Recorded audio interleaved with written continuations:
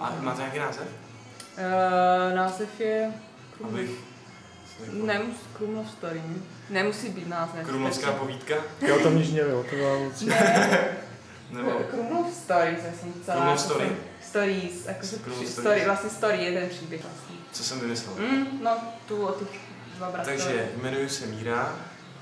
Když jsem byl v práci, pamatuju si, že za mnou přišla slečna, která chtěla pokračovat v příběhu. Takže jsem vlastně jí pomohl a doplnil to svojí myšlenkou dvou bratrů, kteří zdědili dům v Českém Krumlově. Ale ten jeden vlastně měl tajemství a ten druhý o tom nevěděl. No, už to neznám. Stačí to? Jo? Jo. No. Je to v cejku? No, jasně. Ještě mám něco doplnit? Ne. Pohodě, díky. To je ta jedna část, super. No. Víš jako, nevím, jsem něco zapomněl. Ne, to bylo to. A můžete mi prozradit jenom, kde to pak uvidím?